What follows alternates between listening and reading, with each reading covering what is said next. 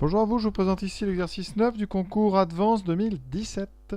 Donc cet exercice sur le calcul de 5 intégrales, il faut dire à chaque fois si le résultat qu'on vous propose est vrai ou faux. Donc on va attaquer tout de suite avec notre première intégrale. Donc l'intégrale de 0 à pi sur 4 de cosinus 2x. Donc vous savez que pour calculer une intégrale, il faut une primitive de la fonction que vous avez sous le symbole ici de cos 2x.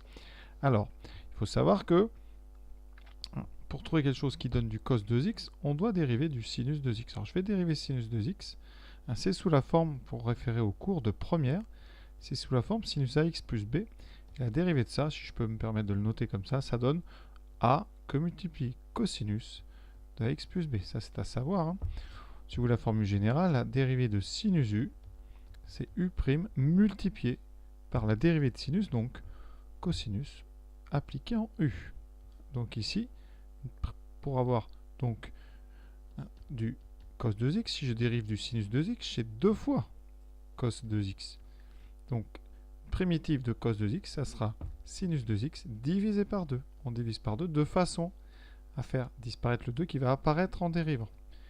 Et on applique ça entre 0 et pi sur 4. Donc, on a sinus 2 fois pi sur 4. Donc, sinus pi sur 2 divisé par 2 moins sinus 0 sur 2. Je vais doucement. Sinus pi sur 2, ça vaut 1. Donc on a 1 demi. Moins sinus 0 qui vaut 0. Moins 0 sur 2, il reste 1 demi. C'est ce qu'on nous propose. Donc la première proposition, elle est vraie. Deuxième intégrale. C'est l'intégrale de cos carré de x. Alors là, c'est très difficile parce que les primitives des fonctions carrées, on en connaît très peu.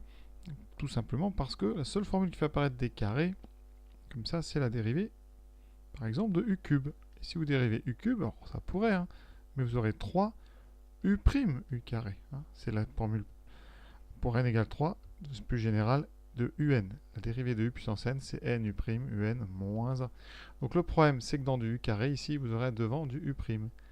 Et ici, on a un problème parce qu'on n'a pas ça. Donc on ne peut pas faire une primitive simple. Il va falloir prendre une astuce et avoir pas mal de connaissances, on va dire, sur le plan trigonométrique. Alors, une chose, comment, on va dire, on appelle ça linéariser, c'est-à-dire comment se débarrasser de ce carré. Alors, je vous propose une formule qui s'appelle la formule de duplication. Vous devez savoir que cos 2x, c'est 2 cosinus carré de x moins 1. C'est une formule qu'il faut connaître, que très peu d'élèves connaissent, donc rassurez-vous, si vous en avez besoin, on vous la donnera. Donc là, c'est un petit peu difficile de ne pas vous la donner. Cette formule, elle permet d'avoir cos carré. Ça veut dire que cos 2x plus 1 va être égal à 2 cos carré.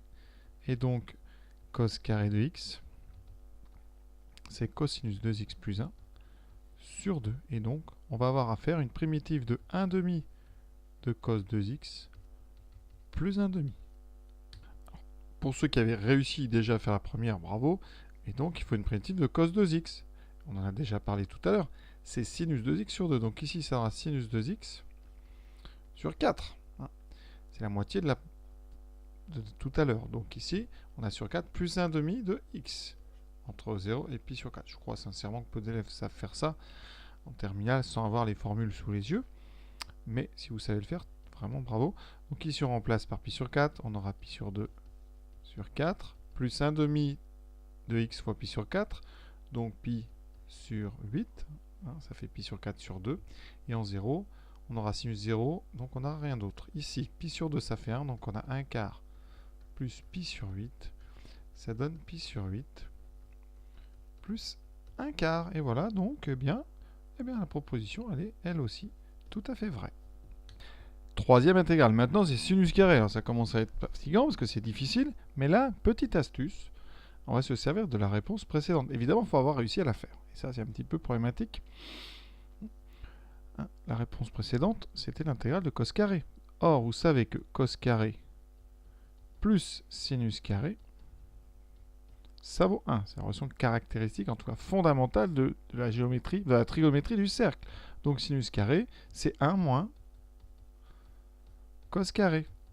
Donc l'intégrale qu'on a ici, ça sera l'intégrale de 0 à pi sur 4 de 1, moins l'intégrale de 0 à pi sur 4 de cos carré x. Ça s'appelle la linéarité de l'intégrale, ça. On peut séparer quand on a des sommes ou des soustractions. Ici, intégrale de 0 à pi sur 4 de 1. Alors, si vous voulez la primitive qu'on va prendre, c'est x entre 0 et pi sur 4. Je laisse ça de côté. Et ici, moins l'intégrale qu'on vient de calculer tout à l'heure, qui était pi sur 8 plus 1/4. On continue ici. Cela donne, ici donc, pi sur 4 moins 0, moins pi sur 8, moins 1/4. On met au même dénominateur ici les pi. Alors on a pi sur 4, pi sur 8. Donc là, je multiplie celui-là par 2. Ça fera 2 pi sur 8. On obtient pi sur 8 moins 1/4. Et donc, la proposition qu'on nous fait est fausse. On nous propose l'opposé. Ça me fait d'ailleurs penser qu'on aurait pu faire ça autrement. D'accord? Pourquoi? On va regarder le signe.